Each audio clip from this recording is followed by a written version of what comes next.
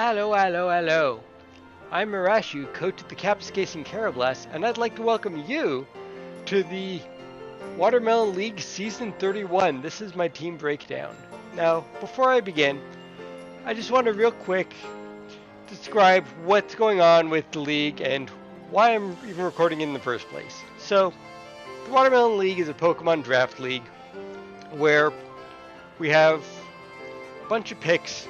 As you can see, ranging from Tier 1 to Tier 5, as well as some free picks and a Paradox pick. There's also going to be some Terra Captains, so it's draft, but for people who are unfamiliar with draft, it basically means that there's a list of Pokemon in each tier, and once you pick a Pokemon, none of the other teams have it. You need to make a team of 12, and what makes this league interesting is that once you reach the playoffs, you'll need to use all 12. You'll have kind of a best of 3 match, but you'll be going in with 2 teams of 6, and those teams can't overlap, so you need to make sure that your team can hold itself even without any star members. So you kind of need to build a team with the thought in mind that you're going to be using all 12 at some point if you make it far enough.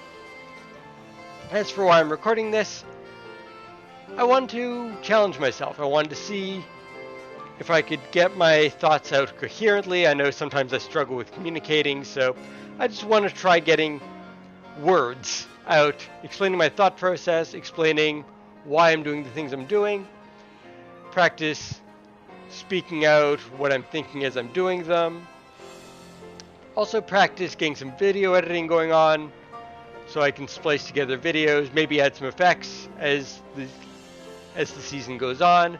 So it's going to be largely a learning process for me. And finally, I want to do it so that I can record the videos to review them later. So I used to do that a lot back in Pokemon X and Y and Pokemon Sun and Moon. I'd record my matches, and especially my losses, I would rewatch them and see what I could learn from them to become a better player. And they've removed that in Sword and Shield, they've removed that in Scarlet Violet, but if I record them, I can watch my matches back and hopefully grow as a player. So I'm sure I'll be making some mistakes along the way, but I am going to be in it for the long run. There's going to be, I believe, 10 weeks plus playoffs, so at the very least, there should be 10 matches coming your way. So now, my team breakdown. Even though these aren't in draft order, I will go through them in draft order so you can understand the order in which I drafted these Pokemon. So first of all, we've got Zamazenta, my Tier 1 pick. As soon as I saw the Zamazenta, I knew I had to get the Zamazenta. I was surprised that it hadn't gone by the time my draft came up. So, Zamazenta is strong, it's fast, as you can see its stats on the side there. Base 138 speed. It has solid defenses on both sides. Its ability boosts its defense when it comes out. Very high physical attack. And yeah, it's just an all-around strong doggo. After the Zamazenta, I picked Superior. I knew I had a strong physical mon in Zamazenta and wanted to cover it on the special side with my Superior. It's kind of a comfort pick. I've used it a lot in previous generations, and now that it's available, I wanted to use it again. Its stats don't look terribly impressive except for its speed of 113, which is on the higher end for singles, but what really sets it apart is its ability Contrary, so it's going to be able to get special attack boosts whenever it attacks, and if my opponent sets up sticky webs, I'll be able to take advantage of that. It has a couple other tricks. You can run substitute sets with it. You can run Assault Vest with it. You can run Leech Seed. A whole bunch of things you can do with it. But it's going to be there as a special sweeper. And it's going to be doing a great job. I know it is. It served me well in the past, and it's a Pokemon I'm familiar with. After getting my Superior, I decided to go for my first Terra Captain, and that was the Blastoise. So my Blastoise is a Stellar Terra Captain. What that means is that in our league, we have most starters, obviously not the superior, but most starters, either tier 3, tier 4, or tier 5, as a possible stellar captain. And those stellar captains need to be a stellar Terra. So I always have Blastoise as an option to terrestrialize stellar, which means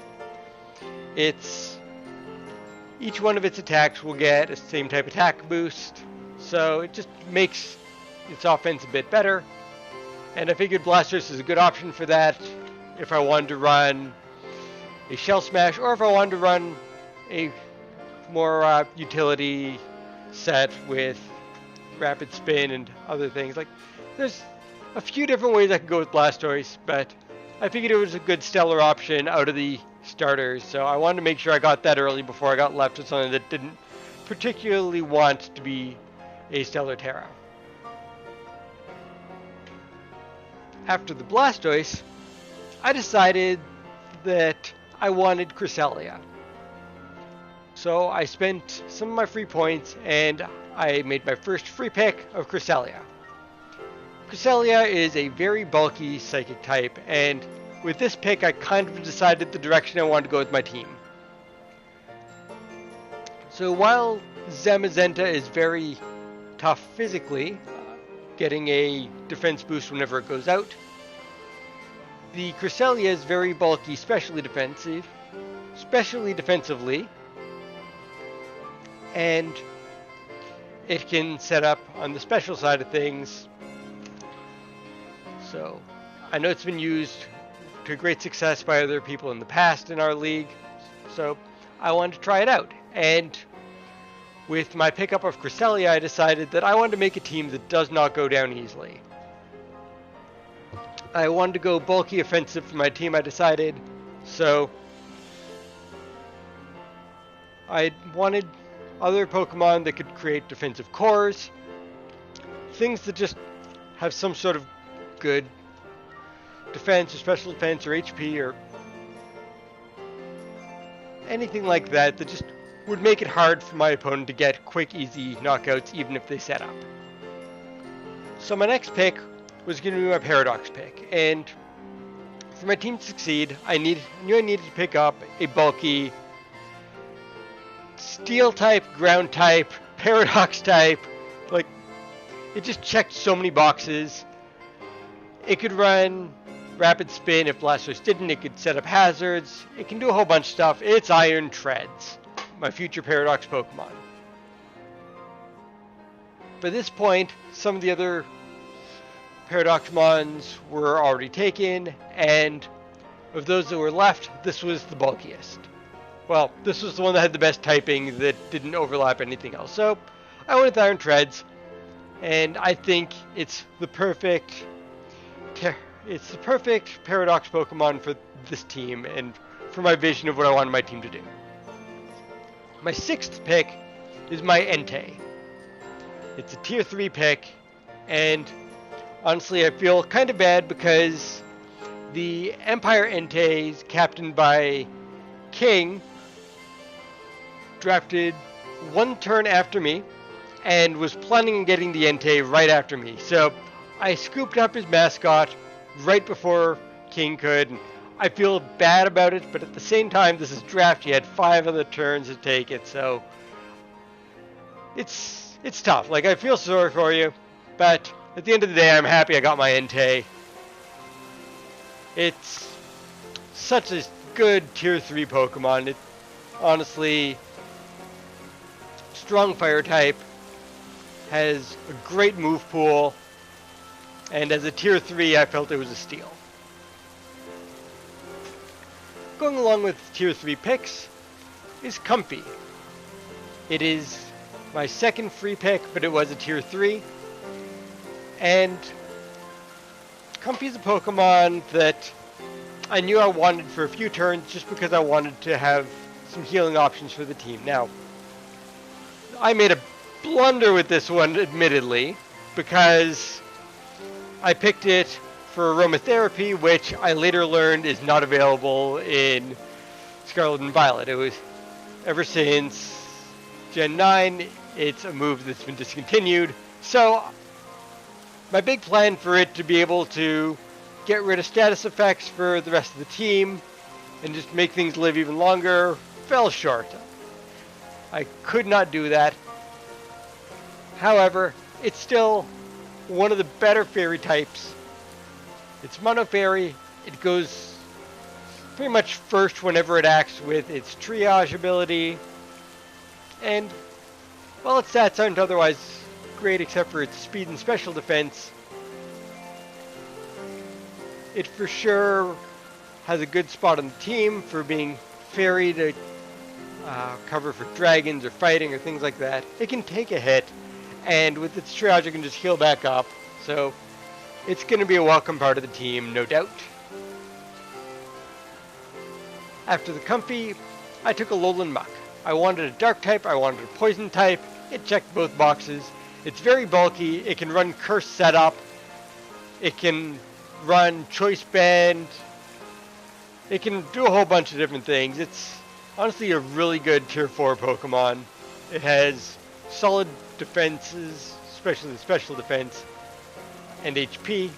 The defense, while not the greatest, can be boosted with curse, as I said, and all around it's a great Pokemon.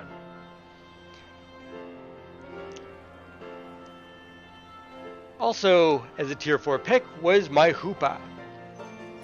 Hoopa is a fun Pokemon. It's a ghost type. I didn't have any ghosts. It's another psychic type, but honestly, I'm okay with that. Its physical defense is paper thin, but with 130 special defense, 150 special attack, it hits so hard. It can take special attacks for days, and it's just another bulky Pokemon, especially on the special side, kind of indexing so that I want people to go physical, but at the same time I have Zamazenta and Blastoise who can take physical attacks. I just wanted a tough team, something that caused problems for my opponents to take things down easily, as I said before, but that's kind of the theme with this, and Hoopa is no exception. It's bulky offense, once again.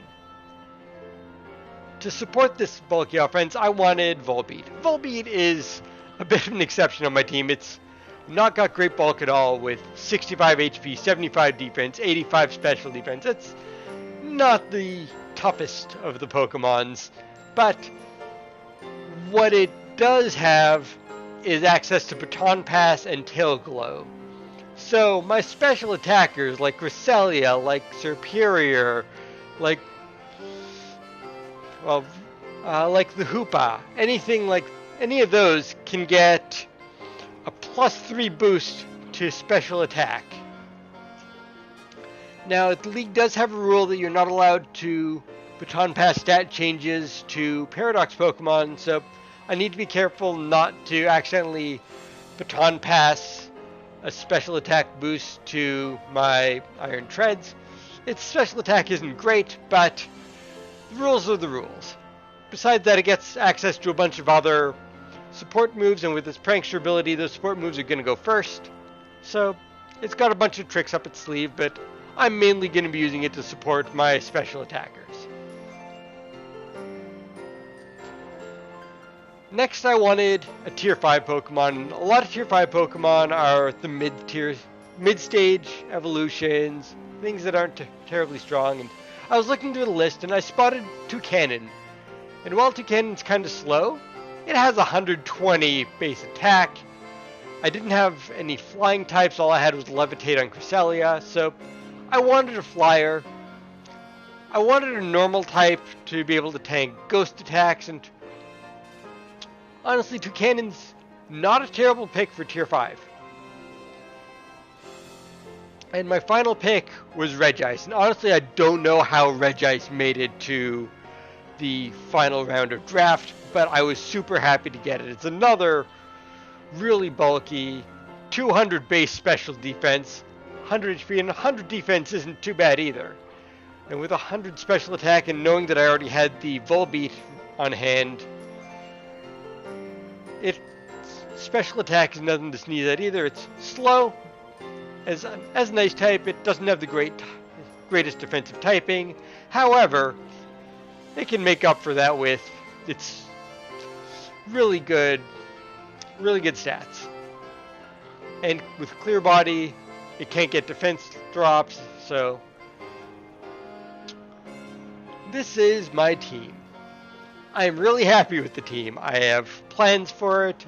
I have multiple sets that I can use on a lot of these Pokemon, and I'm really looking forward to building teams with and around this set. So look forward to it. I'm going to be having the videos come out as I do them. Usually we do one battle a week, so you can expect that, roughly that release schedule. Recording this was a little bit delayed, so you might see a couple more videos pop up early, but it's going to be aiming for one video a week. So you can look forward to that, follow along, and cheer us on. Ah, snap. Something went wrong. And if that's not a sign for how this season's going to go, I don't know what is. But thanks for cheering me on, and we got this.